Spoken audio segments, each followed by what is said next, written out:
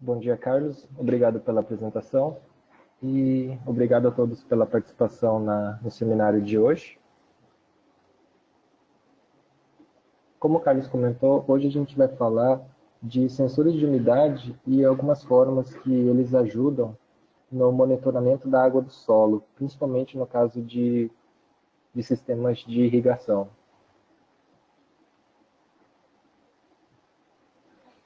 Então, o seminário de hoje ele vai passar pela definição, algumas formas que a gente consegue medir essa água no solo, que pode ser por potencial hídrico ou umidade, a importância de cada uma dessas informações que a gente consegue obter do solo, alguns métodos de medição de cada uma dessas propriedades, e no final a gente vai falar de algumas formas de instalação desses sensores de umidade no campo e também o que a gente pode retirar de importante dos dados deles, uma vez que eles foram coletados no campo.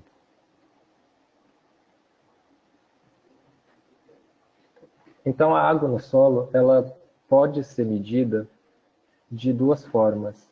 A gente pode medir essa água de uma maneira quantitativa, então a quantidade de água presente nesse solo, que no caso é nos fornecido pela umidade do solo, ou então a gente também pode medir a água no solo em uma variável mais qualitativa. No caso aqui da água no solo, seria o potencial hídrico da água no solo.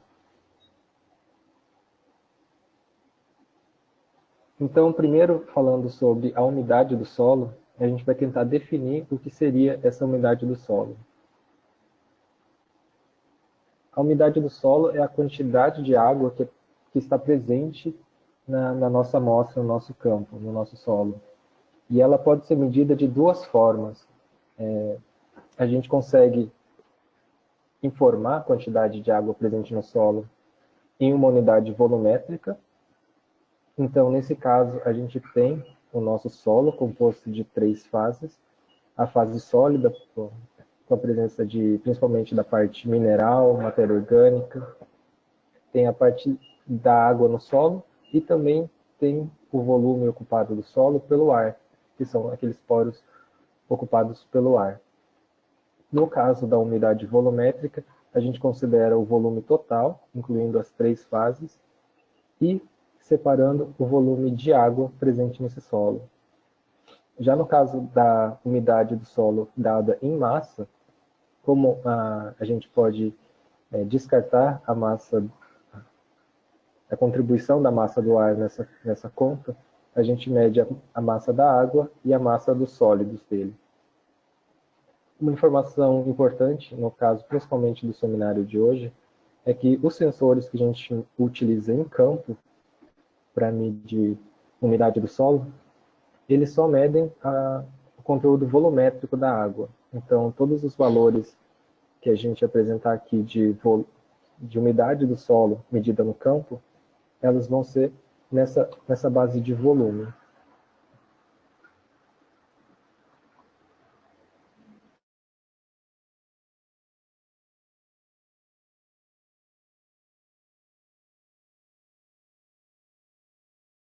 Então, por isso, aqui é um exemplo que a gente traz de uma medição de umidade em volume. Então, no caso dessa nossa amostra, ela teria 35% de conteúdo volumétrico de água, ou 0,35 metros cúbicos por metros cúbicos de amostra. Isso quer dizer que 35% do volume desse nosso solo ele é ocupado por água. Os outros 65% ficariam divididos entre a parte mineral, a parte sólida do solo, e a parte ocupada pelo ar. Então, no cálculo do conteúdo volumétrico de água, a gente dividiria o volume da água pelo volume total da nossa amostra. E existe uma conversão bastante simples de metros cúbicos por metros cúbicos para porcentagem. É só a gente multiplicar esse valor por 100.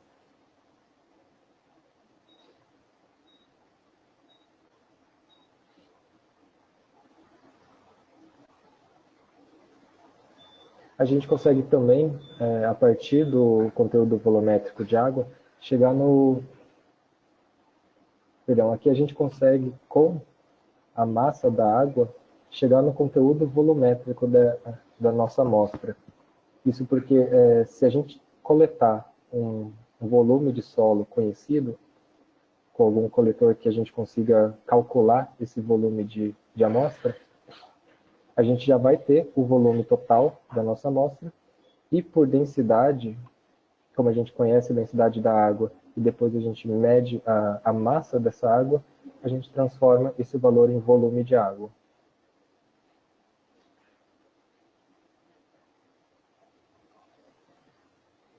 E agora a gente vai definir a outra variável que a gente utiliza para monitorar a água no campo, que seria o potencial hídrico.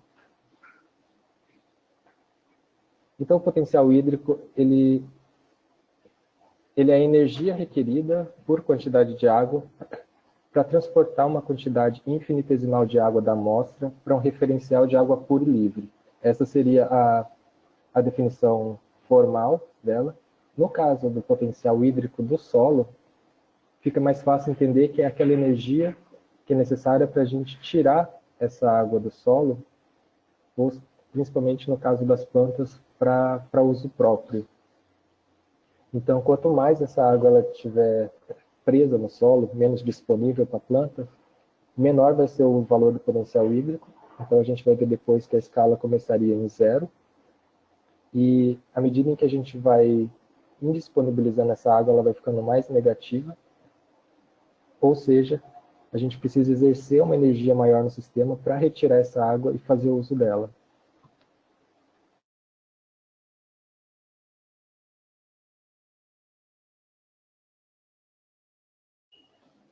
O potencial hídrico, normalmente ele é dado em unidades de pressão, ou unidades de massa, volume, ou de energia por unidade de massa, volume ou peso de água. Ela é uma unidade referencial, então a gente tem um ponto de referência. Então, no nosso caso, a água livre e pura, ela teria um potencial hídrico de zero. À medida em que a gente vai indisponibilizando essa água, prendendo ela de alguma forma, esse valor ele vai ficando mais negativo. Algumas unidades bem comuns de utilização para o estudo do potencial hídrico são megapascal, quilopascal, bars também.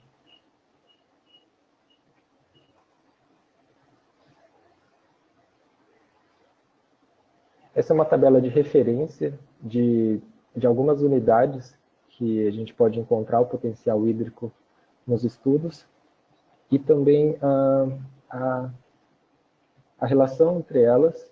Aqui eles destacam dois pontos importantes no estudo de física do solo, que a gente vai comentar mais para frente, que é a capacidade de campo e o ponto de murcha permanente.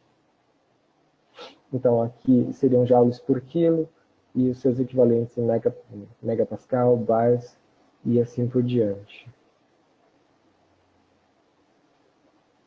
A gente vai comentar esses dois valores mais para frente, mas só para dar um início, a capacidade de campo aqui eles consideram como menos 33 kPa e o ponto de murcha permanente menos 1.500 kPa.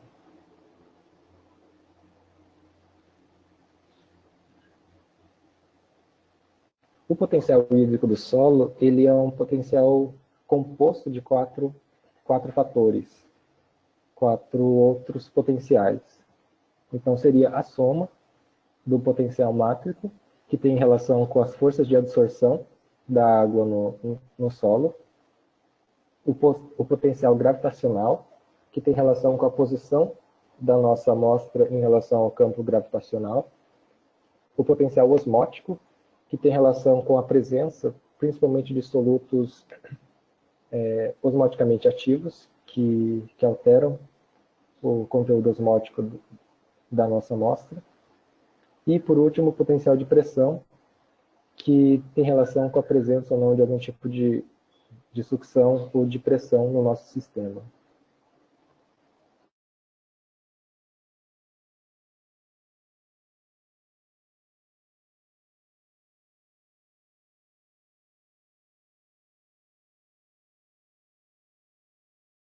Então, como o nosso foco hoje aqui é o potencial hídrico do solo, a gente vai tentar definir os dois principais componentes do potencial hídrico no solo, que seriam o potencial mátrico e o potencial osmótico.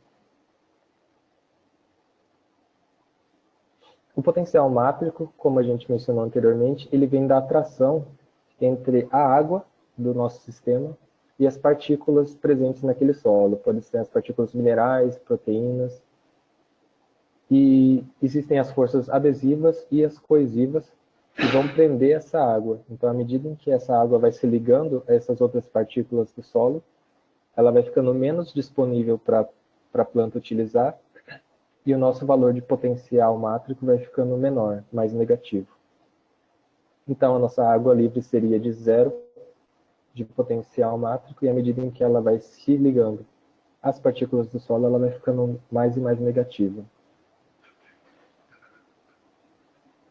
É o potencial que tem mais influência no potencial hídrico do solo como um todo, e ele é sempre negativo. Então, o máximo que a gente chegaria seria o nosso referencial de zero, mas à medida que ela vai ficando mais indisponível, ela vai ficando mais negativa. E tem relação direta com a superfície específica do solo.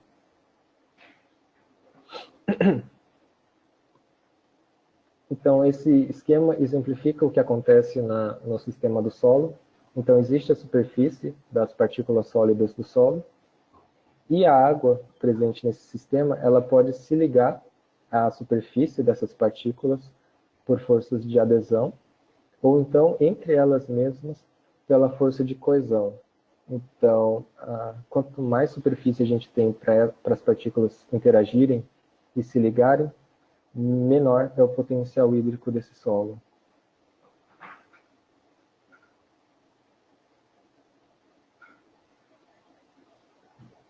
Então fica fácil da gente ver que existe uma ligação direta com a superfície específica do nosso solo. Então os solos eles têm partículas minerais de diferentes dimensões. Essa tabela traz algumas das classificações de solo que consideram principalmente a presença de argila, silt e areia no nosso solo, e classifica o nosso solo de acordo com a porcentagem de composição de cada um desses três componentes. Então, se a gente tem um solo mais arenoso, com partículas maiores, a tendência é a gente ter uma superfície específica menor, para que a água possa interagir e se ligar à superfície dessas partículas. E o oposto ocorre num solo mais argiloso, onde as partículas de solo são menores, então a superfície específica para a interação é maior.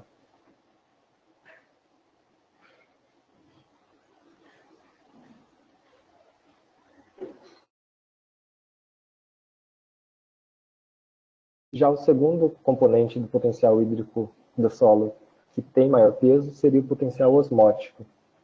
Ele, como mencionado, vem do defeito da diluição de solutos osmoticamente ativos na solução do solo. Ele também é um potencial sempre negativo.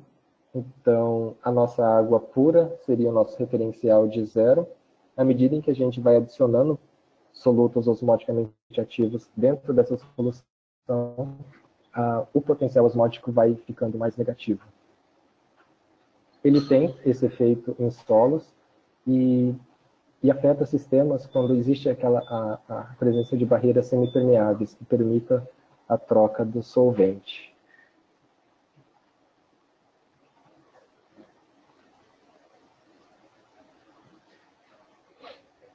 Então, o esquema também ajuda a gente a entender um pouco como funciona o potencial osmótico. É bem parecido com o potencial hídrico, então quanto mais solutos osmoticamente ativos presentes na nossa solução, maior interação com as moléculas de água presentes no sistema, e essa solução vai ficando com um potencial hídrico mais negativo, e para a gente conseguir soltar essas moléculas para uso, principalmente no caso das plantas, a gente precisa exercer uma certa força no nosso sistema.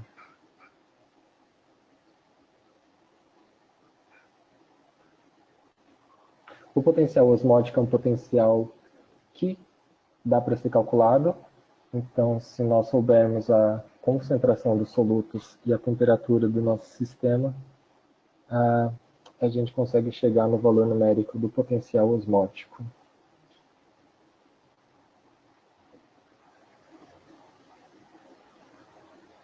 Então, agora que a gente definiu o que seria umidade e potencial hídrico, a gente vai passar para a importância dessas duas variáveis, de saber essas duas variáveis do nosso solo, principalmente no caso de monitoramento de irrigação. Então, esse gráfico, ele mostra o monitoramento de uma determinada área. Aqui era uma produção de grama. E ele traz dados ao longo do tempo de potencial hídrico. Então, no eixo X a gente tem o tempo, a gente consegue ver as datas das medições aqui. E no eixo Y a gente tem o potencial hídrico medido em quilopascal. Foram colocados dois sensores, um a 6 centímetros de profundidade e um a 15 centímetros de profundidade. E o interessante quando a gente tem esse tipo de monitoramento é verificar não só os valores absolutos, mas também o comportamento ao longo do tempo. Aqui, por exemplo, quando a gente tem só leituras de potencial hídrico, a gente consegue ver quando o solo ele fica mais próximo da saturação, os períodos que ele consegue chegar próximo da saturação, e os períodos que ele decresce, que o potencial hídrico fica bem mais negativo. E a gente sabe que nesses valores, provavelmente a cultura, a planta que está ali em cima, ela vai acabar sofrendo, mostrando alguns problemas devido ao estresse hídrico. Mas quando a gente tem as leituras de potencial hídrico somente, a gente não tem valores quantitativos que nos seriam fornecidos pela umidade do solo. Então a gente sabe, por exemplo, que aqui a planta pode estar sofrendo com estresse hídrico, mas a gente não sabe a quantidade de água que estava presente naquele momento ou quanto que a gente precisa adicionar para resolver esse problema.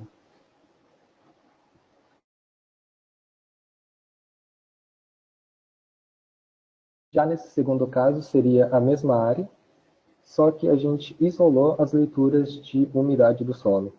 Então, novamente, a gente tem as leituras monitoradas ao longo do tempo, e no eixo Y a quantidade de água mesmo, dada em umidade. Aqui em metros cúbicos por metros cúbicos. Se a gente tem só esse tipo de leitura de umidade do solo, a gente consegue ver o comportamento da água ao longo do tempo. Inclusive, se nós tivermos dois sensores em diferentes profundidades, dá para se ter uma ideia do movimento da água dentro do perfil do solo, quando que ele atinge um determinado nível e quando que ele chega no nível mais abaixo. Nós temos também a informação de quantidade. Então, esse solo ele conseguiu chegar no valor de 45% de umidade do solo. Umidade volumétrica. Então, 45% do volume desse solo foi ocupado por água. Mas só com essas informações a gente não consegue também saber se essa quantidade de 45 é boa para a planta ou não, ou de 20, por exemplo, que foi o caso da maior parte do tempo que ele se manteve, se é o suficiente para a nossa cultura ou não. E aí é que entra a importância de se ter mais informações do solo. Quando a gente combina essas duas leituras, já fica bem mais claro o que está acontecendo naquela determinada área. Então, a gente tem, quando combina, os momentos em que a planta pode estar sofrendo com estresse hídrico e a quantidade de água que estava presente naquele solo, naquele momento, e também se existe algum excedente de água, por exemplo. Nesse período todo, aquele determinado ponto ficou próximo da saturação, ficou com um potencial hídrico bom de disponibilidade de água para a planta. E dentro desse mesmo período, nós tivemos diferenças muito grandes de quantidade de água, de 45% até 20% de água. Ou seja, 20% de água já seria suficiente para disponibilizar água para a planta naquele ponto.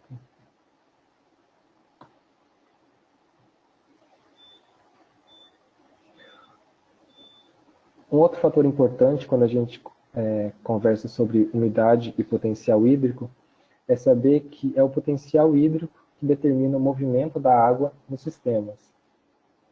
Aqui, como nós estamos falando de solo, o exemplo traz dois tipos de solo, um solo à esquerda mais argiloso e um solo à direita mais arenoso. Foram medidos tanto a umidade quanto o potencial hídrico nessas duas amostras. A quantidade de água é maior no solo argiloso, mas o potencial hídrico ele é menor.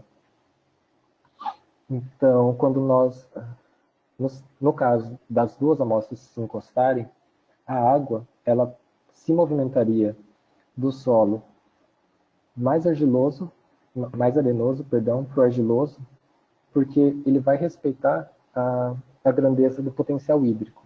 Apesar do solo arenoso ter menos água, o potencial hídrico nele é maior, menos negativo, do que o solo da esquerda. Então a água ela sempre se movimenta do maior potencial para o menor potencial hídrico.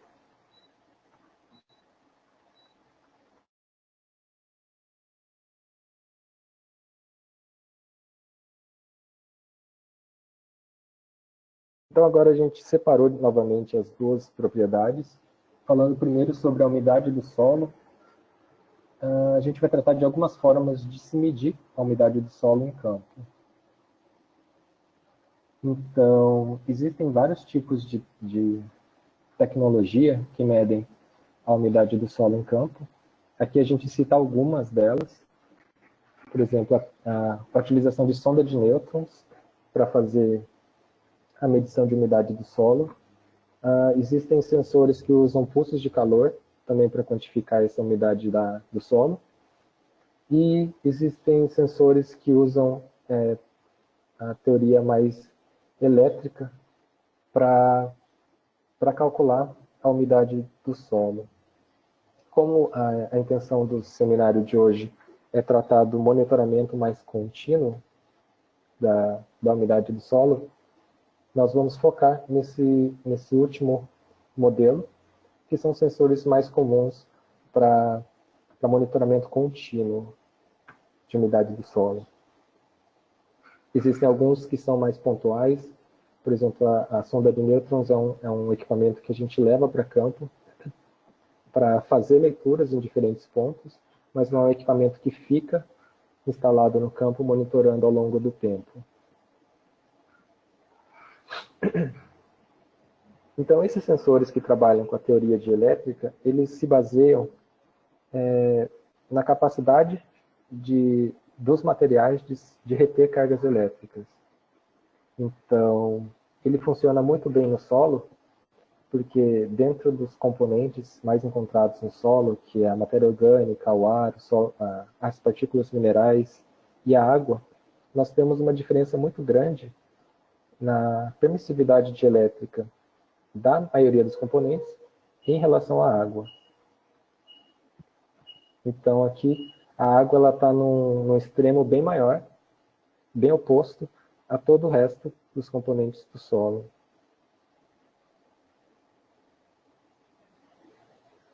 E quando o sensor ele mede a capacidade dielétrica do solo, ele te dá um valor em médio. Ele não faz a separação da permissividade de cada um dos fatores, mas ele te dá um valor médio, e daí a gente entende que não só a permissividade específica de cada um dos materiais, mas também o volume presente de cada um desses materiais vai influenciar no valor final de capacidade dielétrica. Então, se a gente mudar o volume de alguma coisa, a gente também muda a dielétrica total. E como a água ela tem uma dielétrica bem maior do que todos os outros componentes do solo, e também pelo fato de que num pequeno espaço de tempo não existe uma variação muito grande de partículas minerais e de matéria orgânica no solo, é que faz essa teoria funcionar. Então, no cálculo final, o que ele considera são as permissividades individuais de cada um multiplicado pelos volumes que cada um ocupa. Se a gente muda uma pequena quantidade de água nesse solo, pela dielétrica dela ser bem maior, a gente consegue detectar essa diferença e transformar isso em umidade do solo. E como a dielétrica medida pelo sensor é sempre uma média de todos os componentes, ela nunca chega ao extremo, a gente nunca tem a dielétrica da água pura, por exemplo. Então, uma faixa mais comum de se encontrar os solos é de 3, mais ou menos, num solo bem seco, até 40 no solo mais saturado. Existem dois tipos de sensores que se baseiam nessa teoria dielétrica, que são os TDR e os de capacitância. Aqui a gente vai mencionar os de capacitância, que é o que a gente trabalha mais. Então, os de capacitância, eles são sensores que funcionam como um capacitor. Então, eles sempre têm ou agulhas ou traços de cobre na placa que funcionam gerando esse campo eletromagnético. E todo o material ao redor dele que fica dentro desse campo vai ser contabilizado no cálculo da dielétrica total. Então, esse campo é afetado pelo campo eletromagnético. Esse volume é o que a gente chama de volume de influência, que é o volume de solo ao redor do sensor, que vai ser contabilizado para o cálculo da umidade. O alcance desse campo eletromagnético ele varia de fabricante para fabricante, modelo para modelo, então não é algo definido. E o que se faz na prática a gente tira leituras em diferentes tipos de solo, em diferentes quantidades de água, e vai anotando a saída que o sensor retorna. E no final a gente utiliza o método direto, que é aquele método de secagem em estufa, para saber a quantidade de água presente em cada uma dessas amostras, e relaciona com as leituras realizadas pelo sensor. E é assim que a gente cria a curva de equação de cada sensor para os diferentes tipos de solo. O potencial hídrico, ele também pode ser medido em campo. Então, a gente vai mencionar algumas das formas de se medir o potencial hídrico no campo. Uma delas é o sensor de capacitância. Então, ele funciona igual ao sensor anterior. Ele vai criar um campo eletromagnético para ler a umidade do solo. E como, nesse caso, a gente vai ler a umidade só da porcelana, do material conhecido, a gente pode criar a curva de retenção de água dessa porcelana, ou seja, a relação de umidade e potencial hídrico daquele material, que é uma relação específica e diferente para cada tipo de material e tipo de solo. Mas como a gente sempre usa a mesma porcelana, a gente pode criar essa curva e manter a mesma, e com isso chegar no potencial hídrico. Então, o campo ele fica contido somente na placa que a gente quer medir, no material que a gente quer medir. E como nós conhecemos a curva característica desse material, a gente pode medir a umidade desse material por capacitância e por equação chegar no valor de potencial hídrico daquele material. Isso porque o solo ele costuma ficar em volta e o potencial hídrico, até pela aquela questão de movimento da água, a tendência é ele se equilibrar com o solo ao redor dele. Então, se a gente consegue fazer a leitura do potencial hídrico do material, a gente tem, por consequência, a leitura do material em volta, que é o solo. Uma outra forma bem conhecida de se medir o potencial hídrico no campo é a utilização de tensiômetros. Então, existem vários modelos, desde os modelos mais analógicos até os modelos digitais. E a ideia aqui é a gente ter uma coluna de água dentro do tensiômetro. Então, normalmente ele tem esse formato mais cilíndrico. E uma parte porosa que vai fazer o contato, a interface entre essa coluna e o solo ao redor. Novamente, ele vai trabalhar com a teoria do equilíbrio. Então, como existe uma interface entre o solo e essa coluna d'água, a tendência é o potencial hídrico se equilibrar. Ficando igual ao do solo, a gente consegue medir o potencial hídrico dessa coluna d'água e inferir que é o mesmo valor do solo ao redor. Normalmente os tensiômetros eles trabalham nas faixas mais úmidas do solo, solos mais saturados. Então agora a gente vai passar para o monitoramento, algumas formas de instalação desses sensores e como que a gente pode acessar os dados e trabalhar esses dados. Nessa figura a gente traz algumas formas de instalação de sensores de umidade. Então os mais comuns são a utilização de corte por trincheira, então a gente abre um perfil do solo, expõe esse perfil e coloca os sensores na parede dele, ou então por buracos de trado. A gente faz um buraco de trado, se ele for fino, a gente pode colocar o sensor no fundo desse buraco e depois preencher de volta com o solo original.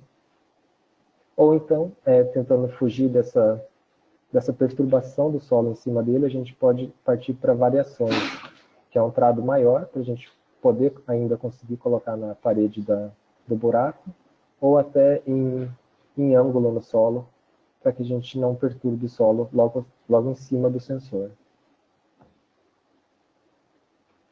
A posição também dos sensores, principalmente nesses que têm algum tipo de largura, um eixo mais largo que o outro, preferir sempre deixar eles na vertical, para que não exista nenhum tipo de superfície que a água possa parar ali e acabe fazendo uma leitura errada, superestimada da umidade do solo.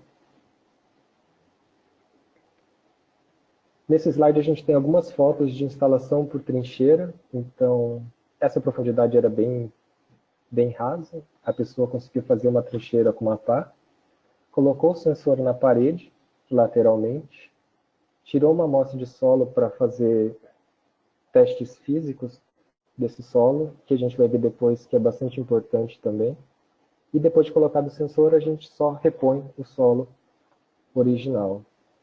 Uma outra opção é fazendo com o buraco de trado. Então a gente fez um buraco com o trado e depois utilizou um cano, por exemplo, de PVC ou de alumínio para colocar esse sensor no fundo do buraco.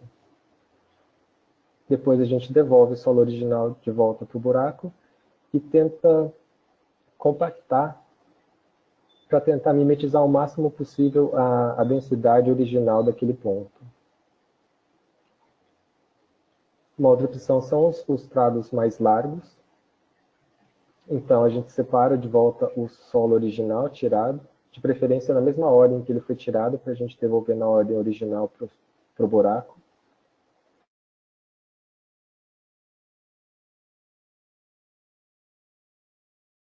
E, ou com o braço, ou se for muito profundo, utilizar uma ferramenta mecânica que permita colocar esse sensor na parede do buraco do trado. Então aqui é uma ferramenta que só empurra o sensor para a parede e retrai de volta para a gente instalar outros sensores. Independente da forma que foi instalado, existem alguns cuidados externos que podem ser tomados, como proteção de cabo, isolamento da área para nenhum animal acabar tropeçando nos cabos ou mastigando eles também. Identificação desses cabos, porque uma vez os sensores instalados no fundo da terra, a gente não consegue mais saber qual cabo é de qual sensor ou de qual profundidade. Então, é legal também colocar umas etiquetas na ponta que fica na superfície. Caso ele solte do datalog, por exemplo, a gente consegue identificar qual é qual. E, por fim, alguns processamentos desses dados. Depois que a gente faz a instalação, que tipo de dado que a gente tem e como a gente consegue trabalhá-los. Então, normalmente, em monitoramentos contínuos, a pessoa define qual é o intervalo de leitura que ela quer e também coloca os sensores nas profundidades desejadas, as mais interessantes para o estudo, para o monitoramento. E um tipo de informação que ele consegue são leituras ao longo do tempo, espaçadas no intervalo que ele definiu, e a quantidade de água, a umidade em cada um daqueles pontos, a umidade ou potencial hídrico também. O acesso, dependendo do modelo ou do fabricante, hoje em dia existe muito acesso remoto, então as pessoas conseguem acessar pela internet ou pelo celular em algum aplicativo, ele sempre tem em mãos as informações atuais da umidade, potencial hídrico da sua propriedade. Ainda existe também o download por cabo, caso a área não tenha, por exemplo, sinal de celular ou não permita esse processo remoto, e também acaba ficando mais barato também. Vai dependendo da utilidade.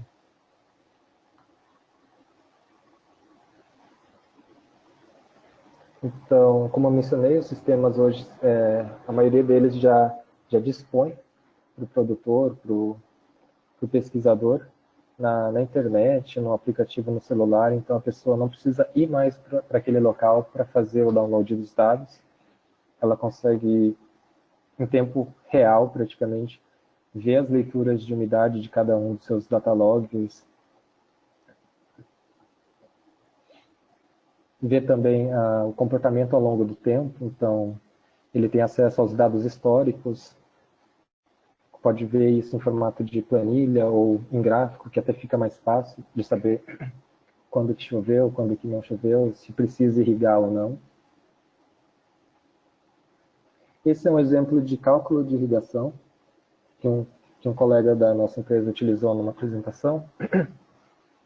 Então aqui ele teria que ter, ele tem sensores de umidade instalados no campo e ele tem uma ideia de qual é o potencial hídrico que ele quer chegar.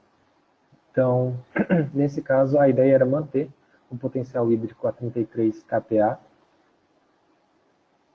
e ele tinha um sensor que estava acusando menos 100 kPa. Ele precisava subir esse potencial hídrico. E ele sabia pelos sensores de umidade que 32% seria 33 kPa e 24% seria menos 100, que era a condição atual. Então, com essas informações, ele consegue calcular a lâmina de água necessária para a irrigação naquele ponto, para ele chegar dos 100 kPa atuais para o 33 que ele queria. Então, ele só usa os valores de umidade, faz a umidade desejada, menos a umidade atual, multiplica pela profundidade que ele quer irrigar e chega na lâmina de irrigação.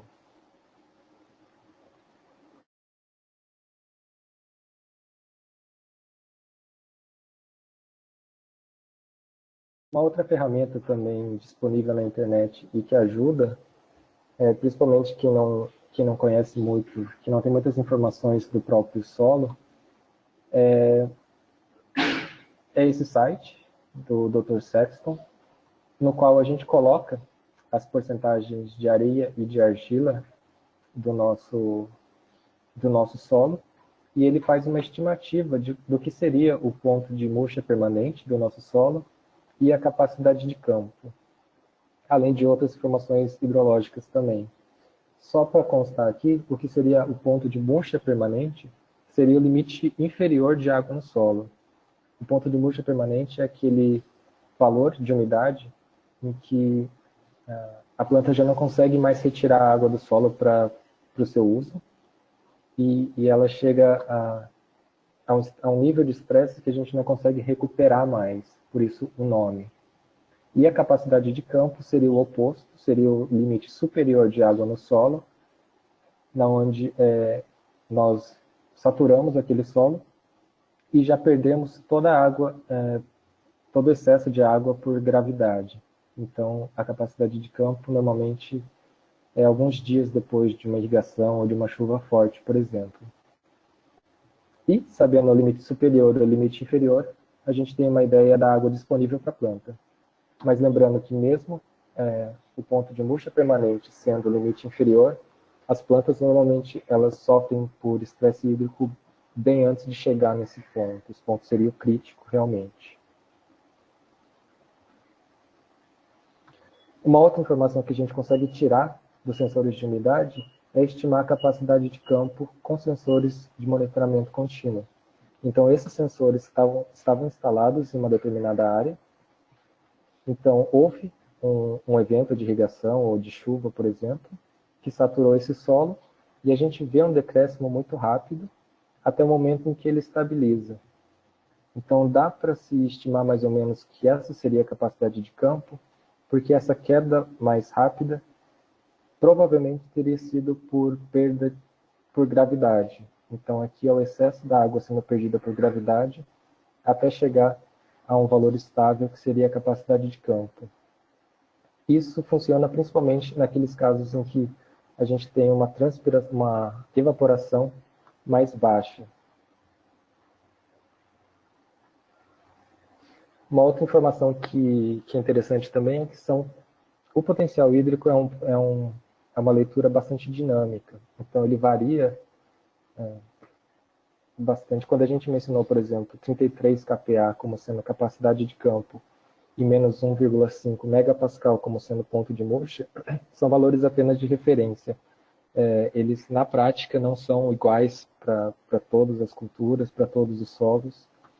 E aqui é um trabalho feito com alfafa, que determina faixas ideais, faixas recomendadas de potencial hídrico a serem mantidos para essa cultura em diferentes tipos de solo.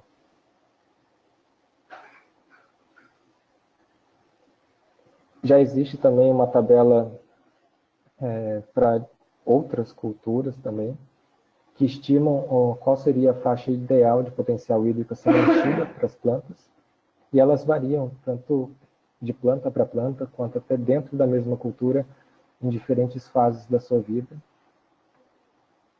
E são estudos bastante antigos, e a gente consegue perceber pelas datas que são estudos já que vêm sendo feitos há bastante tempo. E as vantagens de se ter, porque o sistema é bastante simples, então, na conclusão da apresentação, é que os sensores eles vão te dar uma leitura do estado atual da planta, do solo. Então, quanto mais as plantas usam a água, mais o solo seca e a gente precisa repor essa água. Quando a gente tem uma irrigação programada, cíclica, que não utiliza sensores de umidade, ela vai fazer aquela irrigação independente do estado do solo, se precisa ou não de água. Então, ela vai considerar flutuações naturais do dia, temperatura, umidade, vento, utilização pela planta. Ela vai irrigar nos determinados horários. Quando a gente tem sensores, a gente irriga quando precisa. Essa é o objetivo de se monitorar com sensores de umidade. E fazendo dessa forma, a gente evita vários problemas. Um deles, por exemplo, é quando a gente irriga demais. Então, o excesso de água pode resultar na lixiviação dos nutrientes, por exemplo. Então, a gente acaba perdendo nutrientes do solo por irrigar demais. Existe o mais óbvio das vantagens de se medir com sensores é a economia de água e de energia com irrigação. Então, a economia de água ela chega a mais de 50% na maioria dos casos. E também lembrar que irrigar mais nem sempre significa um maior crescimento, um maior ganho com produtividade. Muito pelo contrário, às vezes a gente chega a um ponto que pode causar doenças, principalmente nas raízes, se o solo ele ficar saturado por muito tempo, doenças foliares, por elas ficarem úmidas por longos períodos de tempo também. E o resumo da nossa apresentação de hoje é que a água no solo ela pode ser monitorada, existe hoje tecnologia para fazer essa caracterização do solo, seja por quantidade de água, que é a umidade, ou potencial hídrico do solo, e cada uma tem as suas vantagens e juntas elas fornecem ainda mais informações.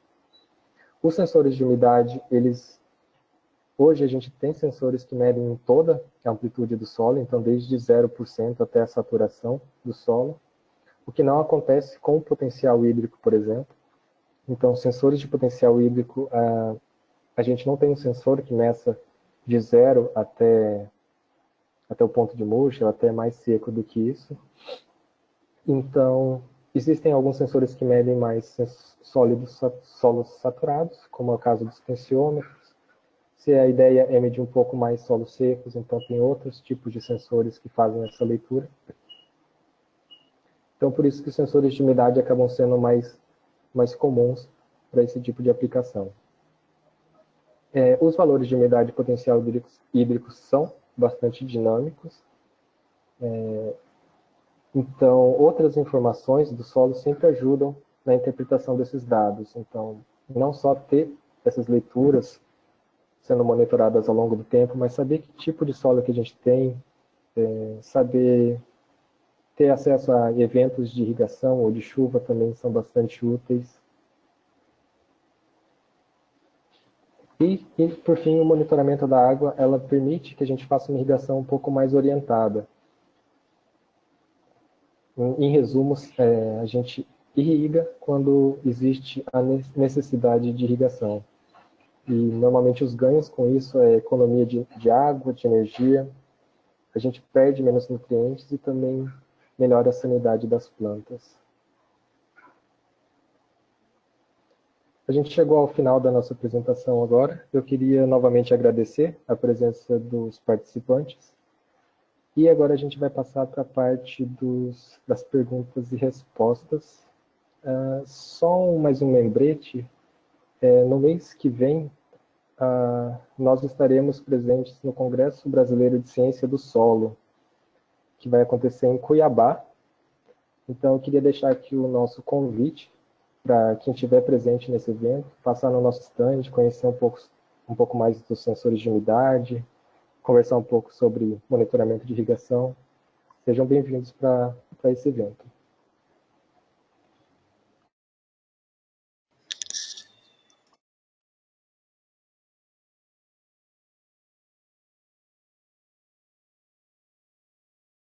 Muito obrigado, Fábio, por sua apresentação e obrigado a todos pela participação. Excelente tópico, muito instrutivo.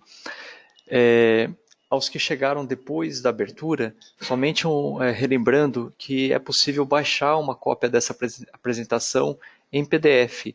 Já está disponível na sua ferramenta GoToMeeting. Basta clicar na opção Handouts e você vai baixar então uma cópia do PDF. Também nós vamos postar o vídeo dessa apresentação. Então a apresentação com o áudio vai ficar disponível provavelmente até o final da data de hoje. Nós, inclusive, encorajamos, talvez algum colega tenha perdido a apresentação, é uma forma excelente de poder assistir ou rever algum item, algum tópico que não ficou muito claro. Muito bem, então nós vamos iniciar a nossa sessão de perguntas e respostas. Envie a sua pergunta, fique à vontade, nós vamos fazer o possível para respondê-la dentro do tempo que nós temos disponível. A primeira pergunta que nós temos, Fábio, é da participante Sônia. Ela pergunta o seguinte: Fábio, os sensores podem ser utilizados em outros materiais que não seja solo